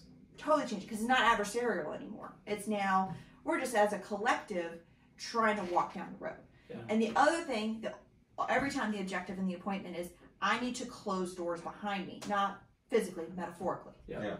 I am, sounds terrible, but you're backing them into a corner. Yeah. So basically, okay, why haven't you sold it with a realtor? Well, I'm still considering that, but blah, blah, blah, blah, blah, blah, blah, blah. So now they've talked themselves out of that. Door shut. Okay. Well, I mean, you could fix it up yourself. You know, it's not going to cost you 50, 60, maybe 70. But like, I mean, you got friends and family that can do that. Oh, no, we don't got 2 nickels to rub together. Shut that door. Okay. Yeah. And we're marching them down a funnel. So that way we're the only solution. Yes. Wow. So would you be open to do a role play right now? Sure. All right. Oh, In the episode, We said living room conversation. Yeah. I got your postcard. I'm going to be calling you. Okay. All right. Are we going through this whole conversation? We can make it short. No, fine. and then I'm gonna play at the house when it. You're the angry wife. My wife called you, and she doesn't know anything about it. Well, I don't know why your wife You know what? This is not. Ring, ring. Carl's will be the phone. Ring. Hey, this is Amanda. Hey, I got a postcard in the mail. I have tenants that just moved out of this property, and they completely destroyed the place. And I got your postcard saying that you buy houses. Cool. Yep, that is the business we're doing. That sucks that the tenants destroyed it. What did they do to it? They just left it a mess. Stains all over the carpet. Granite's all messed up. Cabinets are all dirty. Bathroom's disgusting, and they left a bunch of their crap. Oh man, that's the worst. Yeah, we've been getting a lot of these phone calls now that, you know, COVID's over and they're not getting their money paid, you know, for rent anymore. You're getting them out. But at least you got them out. How long have you been out for? They just moved out last week. Okay. All right. Well, you don't want to fix it up and rent it out again? You're done? I don't. It's a declining market, and I'm kind of worried about getting new tenants, fixing it up, and having the same problem again. I kind of just want to get rid of it. Yeah, that's fair. It's tough being a landlord. If you don't have the right processes in place, you get a bad apple and it ruins the whole thing, man. Mm-hmm. That's tough. Okay. Well, let's start with this. What's the address of the property? 123 35th Street. Okay. Oh yeah, I love working over here. This is a great location. We got something right down the street on Rogers that we're working on here in the next couple months. That's awesome. Cool. Cool. All right.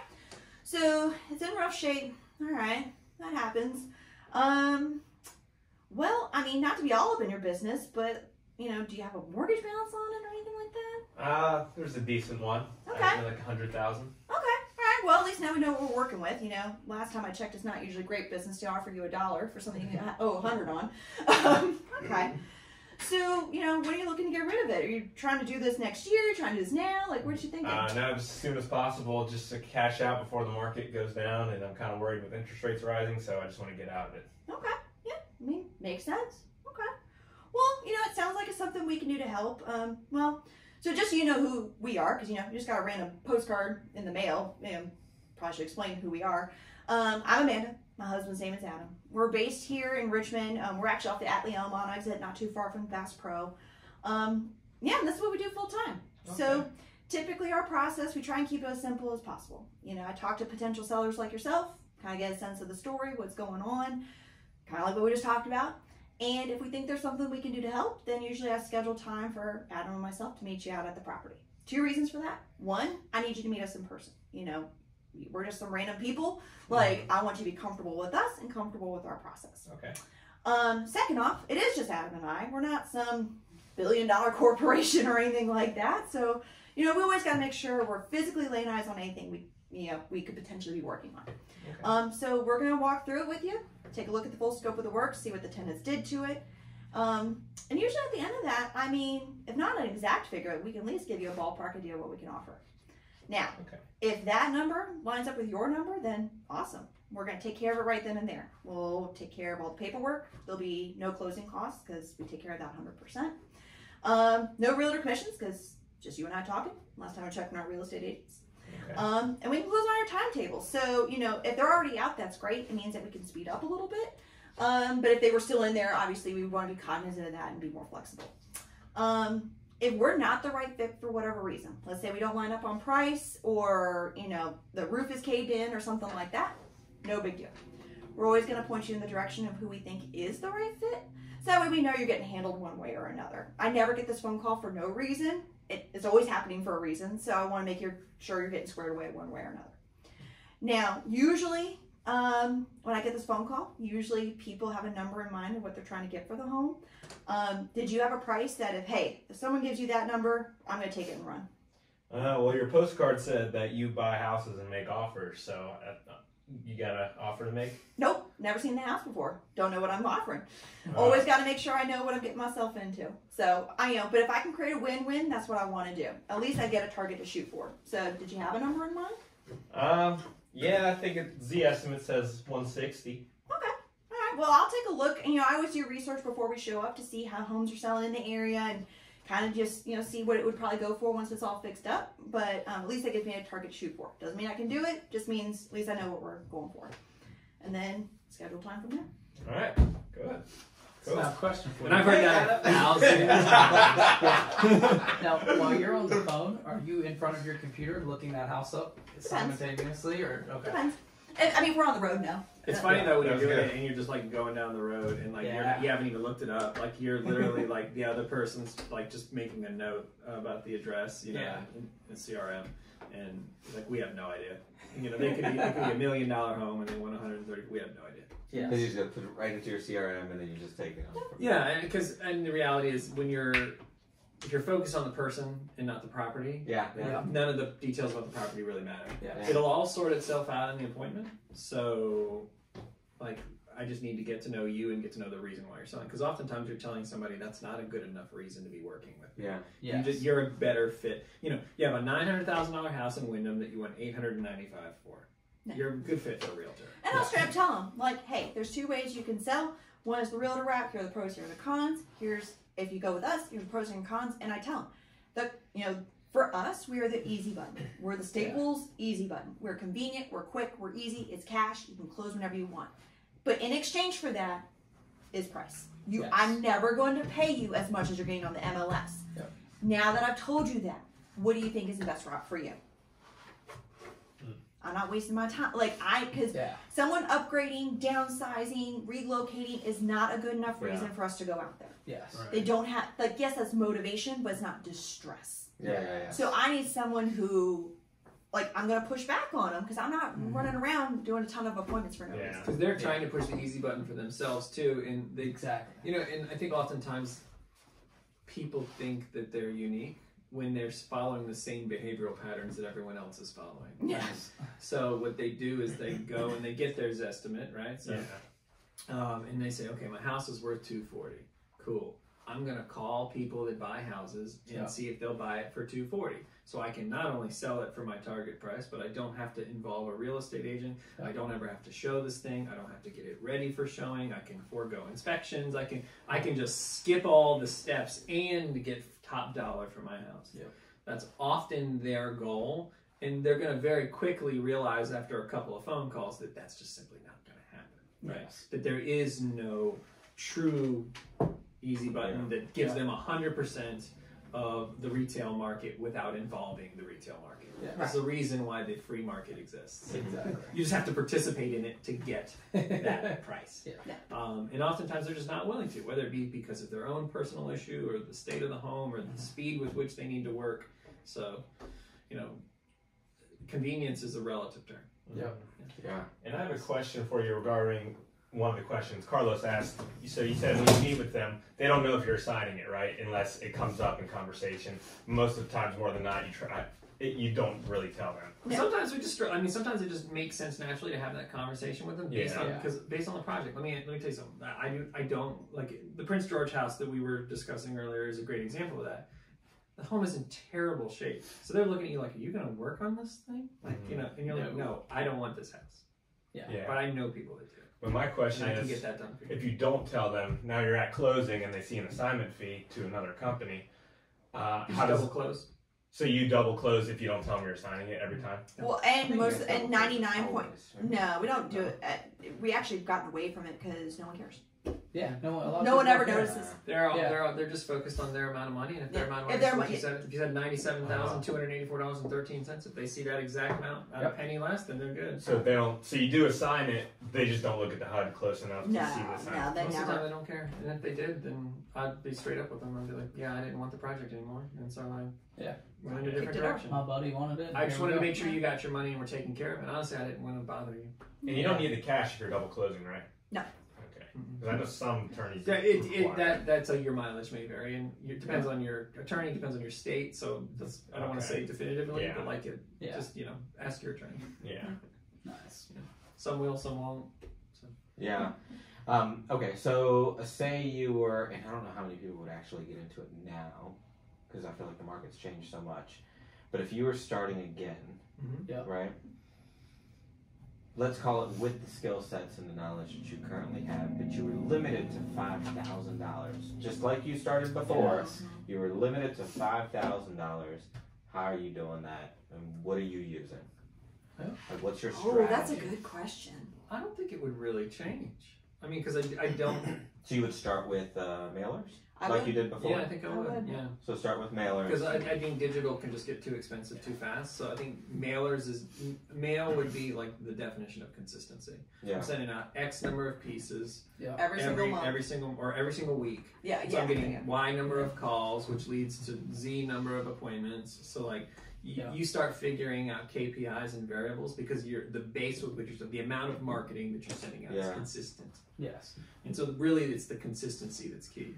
I think that digital only happens once you've got the confidence and the budget and the reserves to be able to say, let's screw around and find out. Yeah. And where are you pulling lists from, or CRM? Do you have recommendations for certain CRMs? I mean, I would just say better? YouTube University for that one. I mean, there's a million videos of what's the best list to pull, and I think that's more so when if someone's new and is asking that question, then it's really just a matter of like you haven't done. Because there's so many. There's ListSource, PropStream. Yeah. I mean, there's a bunch. REI Reply. I mean, there's so many. Yeah. That how do you just pick one? Yeah. So CRMs are as wide. Yes. So I think it's figure out what features you need, figure out your budget, and figure out. But as a new person, it's hard to figure out. It's hard, as a new person, you don't know. Well, you probably don't need direction. Well, right? so when you're first getting started, it's called Google Sheets. When you're first getting started, it's called Google Sheets, Deal Machine. Yes. That's it. You don't need all this. What you need CRMs for is when you're scaling. And scaling just means you have more pipeline than you know what to do with, and you need it to be managed and automated. Until you have that, you do not need a CRM. Yeah. Okay. And there's one, I forget what it's called, less annoying CRM. Yeah. It's like $10 a month. Yeah. So it's still a full-fledged CRM. So if you don't want to go the Google Sheets route, you want to set reminders, you want to do whatever, it's $10 a month. Now, will it do everything? Some of the stuff that costs hundreds of dollars a month will do? No. Yes. But if you're just a solopreneur and you're just out there just knocking on doors, or you're driving for dollars, that's really what you need. Yes. Yeah. Now, so say you're a step up from that and you think you do need a CRM. Is there do demos? Demos. Okay. Do demos. Get people to demonstrate how the systems work and what their features are and all of that, and they get the prices. Because I'm telling you, like we actually just recently switched CRMs earlier this year, and it was down to 2, and we demoed one of them that we thought we were actually going to do, and we're like, oh God, I hate everything about this. Nothing wrong with it, just wasn't for us. It was not. It was not an interface that connected with us. Versus when we got, it's a Salesforce based. The platform is Salesforce. Well, we grew up on Salesforce, so to us it makes sense. But for somebody else, it won't. Yes. Yeah. So just pick one. But do demos so you can kind of get a rhythm and get a feel for how it works. Make sure that they have good customer support, and pick one from there. So focus on YouTube University. Start with mailers. Google Sheets. And just keep it lean, keep it simple. You do not need all these things. You do not need all the things. You need to move. Yes. You need to move. Stop worrying about CRMs. Stop worrying about the best list, the best cold callers, the best. No, you just need to do something. You'll figure it out later. Be hyper focused. Well, and oftentimes it's a tell of somebody that's not doing work, because the mind thinks as long as I'm busy, I'm working. Correct. The reality is, if you're building out your CRM, you're not talking to anyone. Yeah. Correct. You're busy.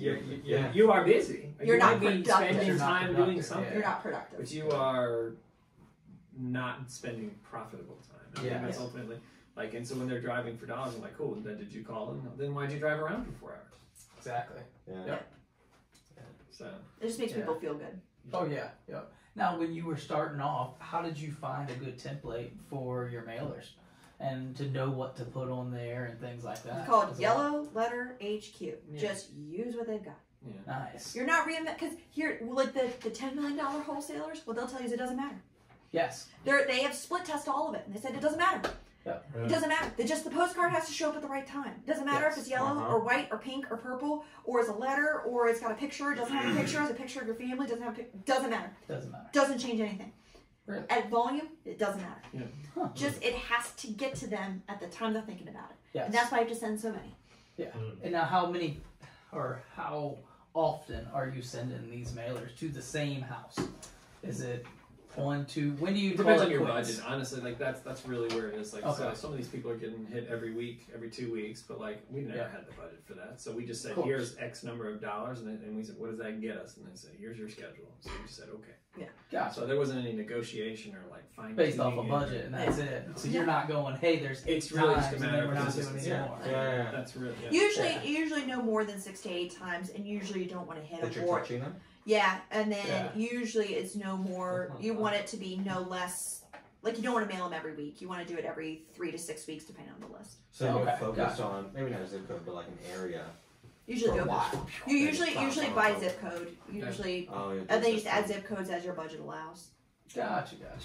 Now, someone starting off, a typical zip code. What kind of budget do they really? I mean, $5,000 a month, is that something typical, or is that small?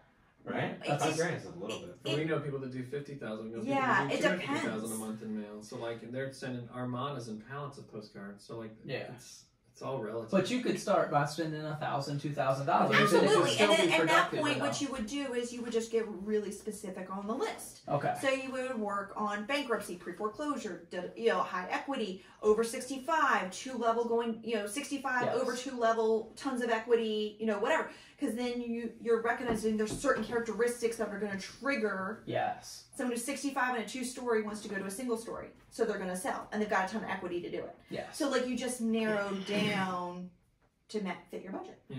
And then we got other people that are low. I send to every house in Maricopa County, which is a 7 million. And you're like, good on you. Yeah, right on. Regardless of equity, regardless of age, regardless of everything. What color is the postcard? Yeah. They don't care. Yeah. I don't even know. All I know they don't. What's it say? I don't know.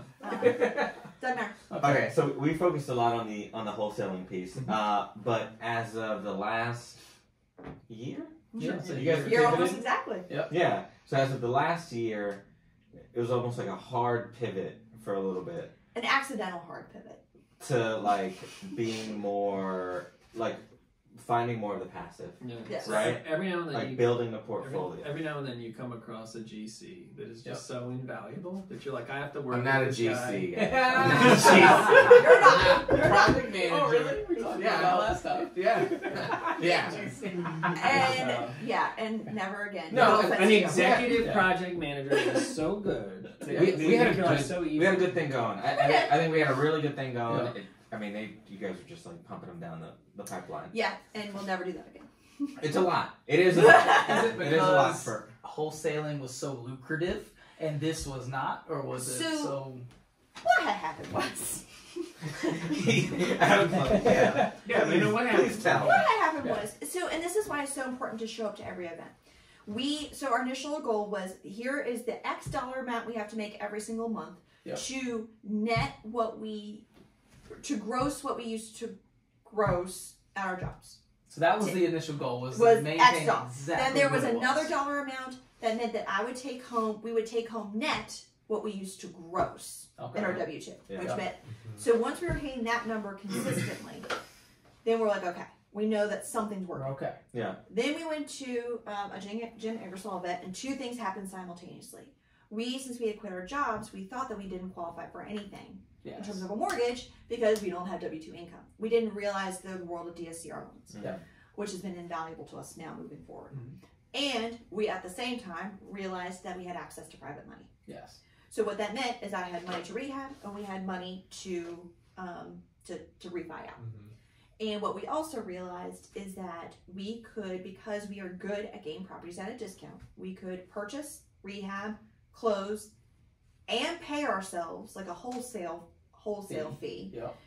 And when we refied out at 75% of the value of the property, it basically wiped out all that stuff, and we came out of pocket no money. Right. Nice. That's awesome. So we were like, that's what we're doing. That's ideal. Yes. I mean, that's that's super the perfect burger.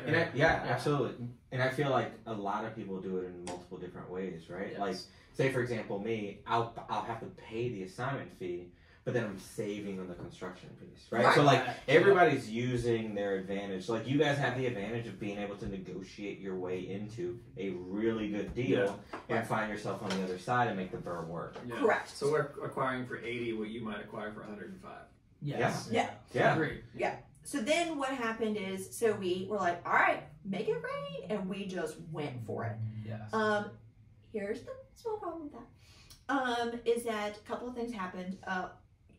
The wholesale fee we would have gotten would always have been more than what we ended up paying ourselves. Yeah. For a whole slew of reasons depending on the project. Some projects we did not pay ourselves. Yep. We just refied out and called it a day. And we did that the whole the last quarter of last year. Yep. So now we have 7 rental properties, which is fantastic. But it wiped out a lot of cash. A lot of cash. You're also getting cash flow from those rentals, though, right? But inevitably, in the beginning, it's always like everything's gonna break in the first 6 months. Right. Yeah. Like inevitably, we had a guy punch a hole through the ceiling like a dum-dum, and like we had an HVAC unit that went out the minute that it got warm outside, and like it's just all the it's the stuff that happens. It's headaches. So those things aren't profitable. Like not yet. Yeah. And we wiped out a ton of cash. So, and then you set up some Airbnbs. And we set up some Airbnbs, which that also costs money. And then simultaneously, our multiple marketing channels went sideways. Because of the market, or was it? Partly because our Google pay-per-click guy passed away from COVID. Oh my goodness! So that kind of ran away, and we weren't keeping a good eye on it because we're rehabbing all this stuff. Yeah. And then we had other channels that went sideways too. So we also quadrupled our marketing budget by accident over a 60-day time period with a third of the results. Wow. So that quarter wiped out so much money that we were like, this was a terrible idea. And the first quarter was us just trying to, only just really now do we feel like we're in the same spot we were in a year ago. Like, that's how much it really, it did a lot. It allowed us to acquire it, and it allowed us to, learn every pro and con to every source of marketing ever. And so, that is what's launching us into a business of triple the size that it is now. Yeah. But, I mean, we were batting 1,000 for a while there. Yeah. And then we just... So... Woo! So you're not keeping anything anymore? Are you just wholesaling it out? No, I feel like it's juicy. You guys, So like we've got one right now that will be a flip. I mean, right now it's got like $100,000 spread on it. So like they identify themselves. They identify themselves. We just finished one that was $130,000 spread. Like so like that's an obvious. Right. I'll take that all day. And we will still acquire, but I think what we learned from that whole process was it's not as simple as like, I'm burning out and it's fine. Like there is an opportunity cost that you have to evaluate. And it doesn't mean you don't do it. It just means you have to be really, really good at knowing what you're doing. And now as you refi out, these interest rates have gone up. So it's like now I'm going to be really disciplined in like, if I'm buying something, I'm buying it on great terms.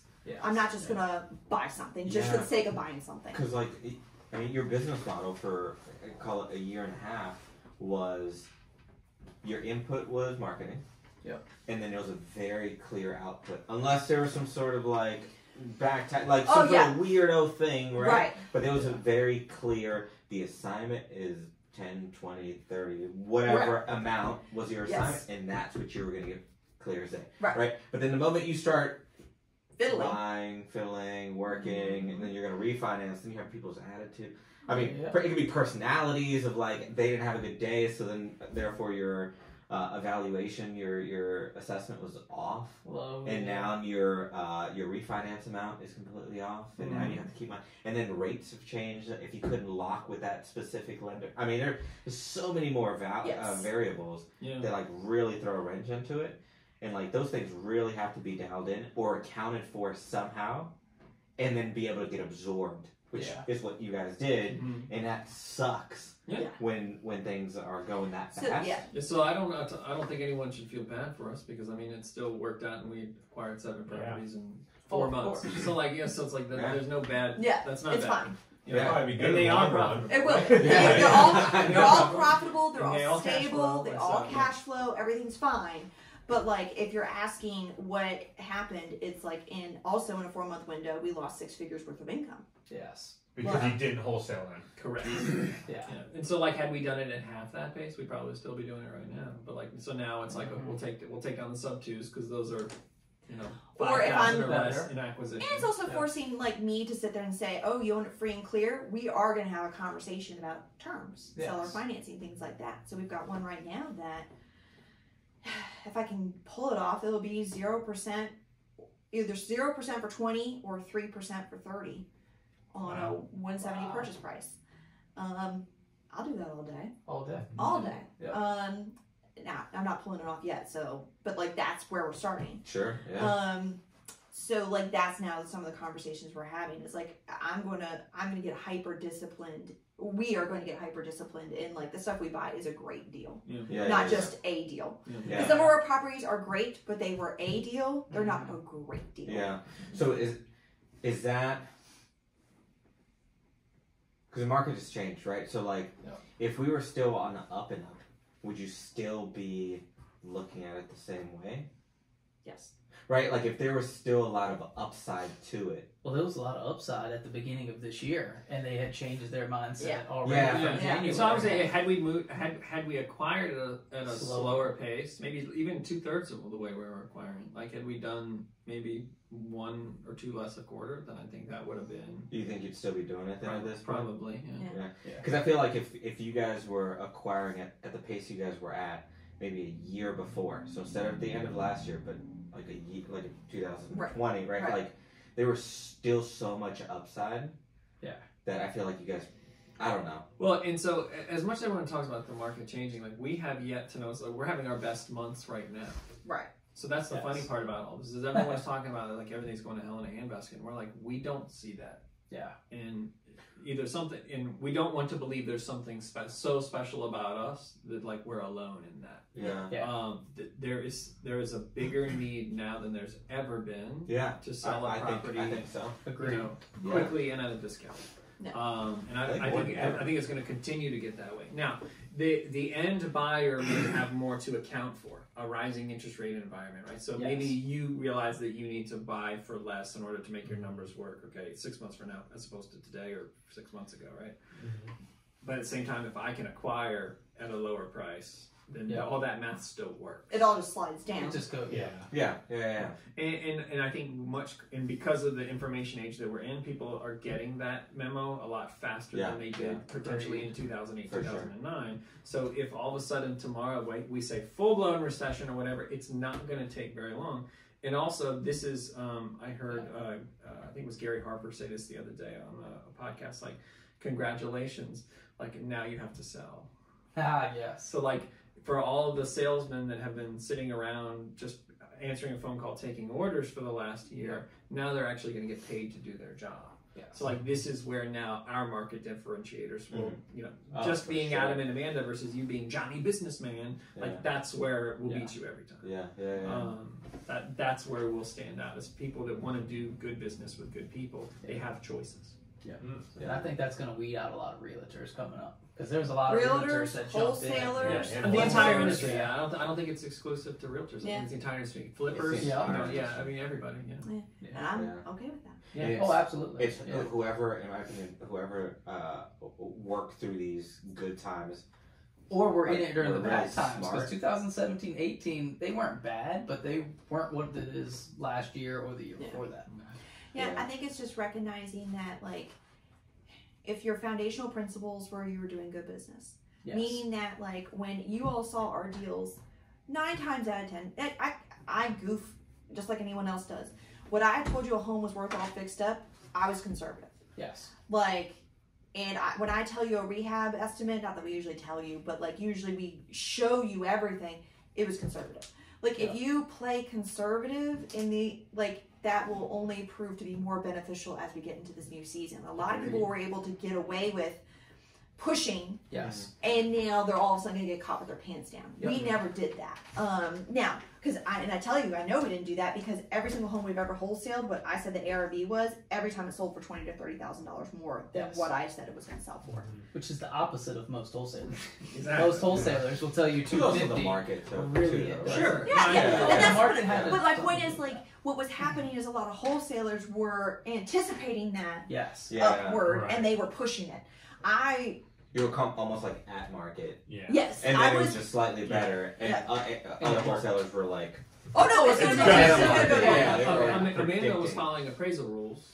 Yeah. She knew that you had to follow appraisal rules on the back end. And everyone else was like, I think it's worth this much. I mean, this other house just sold for $350. The market's gotten better. Yours has got to be worth $380 now. And it's like, well, no. Appraisal rules will say, just say $350. Just say $350. And let them come to their own conclusion. You know, the market's appreciated a little bit. So this is actually a steal. I think they're actually undergoing. So, like, I always tell people it's always better to be wrong in the right direction. So if I tell you I think it's worth $200 and you go do your own independent research and go, I think it's worth $240. Now you feel like you're getting a deal. Correct. But you also might lose eyes because of that, because people will say there's the potential for that. There's the potential for that for sure. But, like, at the end of the day, like, if the opposite is also true. If you go and you look at it because I say it's worth $240 and then you come back and say honestly I don't think it's worth $200, now I'm a liar. And you're never going to look at our emails ever again. No, I'll still look at. I just never trust wholesalers' ARVs anyway. Sure. So, but my point is like. So if they're at actual ARV, I assume it's even less than that. Yeah. But knowing people that some people are honest with their. But having emails, like, once you get a pattern, good or bad, you change your behavior accordingly. So if you know XYZ Billy Bob wholesaler is always dramatically wildly off, he says it's 10 grand in rehab and it's worth $1 million, and it's none of those things, you just start ignoring it. Versus, like, if someone says, no, it's about this, and maybe I'm off a little bit, 5 or 10% in either direction, but you know, at least I'm in the ballpark. You're like, okay, I can at least entertain these numbers. To your point, I want you to verify it. There's pros and cons to every strategy, but at the end of the day, the way that we chose to do business is so that when we follow up with people, I said, hey, I thought this thing was going to sell for $240. What'd you sell it for? And I already know the answer. Oh, I sold it for $265. That's awesome, man. That's awesome. I guess because you have a solid buyer's list. So well, we also want you to win. Like, this all goes back to, like, I want a win-win between me and the person who sells me the property, but I want you all to win too. Because guess what's the worst thing in the world? Is if you, let's just say you didn't verify my ARV and I was wrong. And then you lost your shirt. Like, how ticked off are you going to be at me? Like you're gonna be straight salty, as you should be, because I wasn't professional, and therefore a bad call was made. Well, they shouldn't be. I disagree. I agree. They should be, but they will be. They will be. And yeah, you're right. Some people take more personal responsibility than others, but at the end of the day, like that's how you form a reputation, good or bad. Yeah. So our reputation, at least our intent for our reputation, the market will have to speak to that independently. Our reputation is to be conservative with our sellers and be conservative with under promise and over deliver. Right. Yes. And maybe your own mistakes is what gets you exactly what I promised you. Yeah. And then you're still happy with those results. And then we can do business again in the future and again and again. And then if somebody says, hey, I was thinking about picking this up from Adam and Amanda, what do you think? Oh, I like them. That's all I need. Yeah. I've said that a few times. Yeah. Oh, thank you. I regret it, actually. No. Oh, man. Yeah. All right, so you guys picked up a few rentals. Some of them, was it one? Some of the 7 were Airbnbs. So 2. So you have 2 Airbnbs. If I understand it right, you converted one to a long-term, mid-term. Both. Or so they're both now mid-term. I mean, yes, give or take. So basically, what's happened? So we put them both on Airbnb, and that went well. But from, once again, going back to our business and our lifestyle, Airbnb annoys the bejesus out of me. And it annoys our property manager, Adam's mom. Yep. It annoys the crap out of her too. We like the money, but like people are nitpicky, people are kind of annoying. You're constantly just having to make sure everything's going right. Like it's just a lot more headache. And then we also saw a dramatic shift in August where like stuff just stopped booking. Yeah. We were like, crap. So I had already put them on a website called Furnish Finder, which is for traveling nurses, IT professionals, things like that, people relocating. I'd already put it on there. And we'd already had someone stay for like 45, 50 days. And now what's starting to happen is we've had someone stay for 3 weeks. We've got someone there 3 months. And then we've got a crew, 4 guys working here in Richmond for the month of October, and they want to rent it for upwards of a year. Nice. Whoa. Yeah. Heck yes. All day, every day, twice on Sunday. Because what we're finding when we run the numbers is because your just expenses go down so much. Yeah. I'm not supplying them with laundry and shampoo and conditioner, paper towels, and all that stuff. That adds up. Yeah. And your time. And our time, and like we're not paying for cleaning, all these cleaning fees as the things turn around. I'm actually making more money. Yeah. It's like a corporate lease, right? Yeah, basically. Yeah. We're making more money doing it that way. Because the homes are running for like $3,500 a pop. Nice. So if you take out the mortgage, you take out our property manager's fee, you take out now the reduced expenses, I'm netting like probably $1,800 a house. That's awesome. And what were you getting on Airbnb on your best month? I didn't have enough months to really give you a good answer on that. Maybe $2,500. So less. I'm making less, but it's stable. work. No, less on Airbnb than you were. No, more. Oh, sorry. I'm sorry. What I'm just saying, net. Oh, net. I was probably making like 25.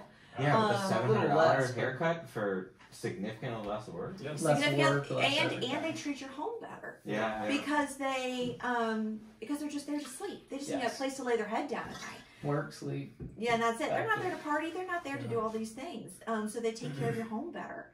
So we do monthly cleaning, complimentary, aka I'm checking in to make sure you're not destroying yeah. But we still provide that as a service, so we can kind of keep an eyeball on the property. We do leases if they're longer than 30-day stays, and we call it a day. Yeah, that's awesome. That's ideal. Would you convert your other, like, say you have a tenant that moves out after a year? Would you then convert? I would if it's in a good place, right? Like I think that's partly of what I would contribute these 2 homes to their success on Furnish Finders is because they're so close to MCB. Yes. So our other properties are not quite as convenient. Yeah.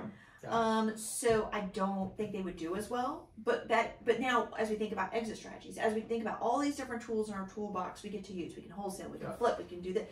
I now have this new toolbox. I have this new tool. Yeah. So there's a house we want to take over subject to, and we do have to get going here in a second. There's a tool in our toolbox. Like there's a home that's not too far from those 2. Yeah. I already know what I can do with it. Know exactly where you're going. I know exactly what I can do with it, and I know what we can accomplish with it because I already have a proven track record with the other 2. Yeah. And to circle back around from the very beginning in your wholesaling, I mean, that's essentially what you do with your wholesaling. niche down, you Yep. bought single family homes that you were going to rent, you tried a little thing, maybe something slightly different in your wholesaling business, and that led you down another rabbit hole that ended up being a lot more profitable. Absolutely. Right. So it's a common pattern with all of this, but like focus on one thing. Yeah. And then you might see an opportunity. You take it slowly, and it might be even better. And just master it. Yeah. Because you can't tell in week one whether this is a good idea or a bad idea. Yeah. You can tell 90 days, 120 days, 6 months in. So don't be so quick to judge the path that you're on and the journey you're on. Because if you change, like, you haven't given enough time to season, to build up and develop and to learn. Like, I know you go through one cold calling session as a wholesaler, it didn't work, no one answered, this doesn't work. Well, that's dumb. Yeah. It takes time to do these things. But I can only make those educated decisions if I'm really thinking about what are our objectives in terms of what is the style of life we are trying to accomplish? Yes. Is this continuing to serve that need? If it's not, then let's talk about it. Yeah. But I got to give it time to establish before I can make that judgment call. Okay. I have one last question, unless you guys have more. Covered a lot. I think they're ready to go, so go ahead and hit it. Just last question. All right, so say you were granted whatever, you were given $5 million, $10 million, whatever, and your business existed, but you could also just kind of put it off to the wayside.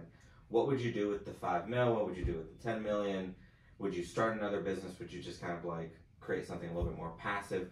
Or how would you distribute the 5 or the 10 or whatever the amount? Would you retire? Let's say 10. Yeah, would you retire? Yeah, let's call it 10. I want to hear your answer to this because this is the stuff you think about all the time. Yeah, I was gonna say we would probably with time stand up something in the educational space, because I think what's really important to us is the fact that we are a husband and wife team. Yeah. So, and women are underrepresented in real estate across the board. Yeah. You know, you go to any meeting and you see the same faces and they all kind of look the same and at a certain age, and so like over time, and if they're there, they're in the background. And it's a challenge that I give to a lot of men is that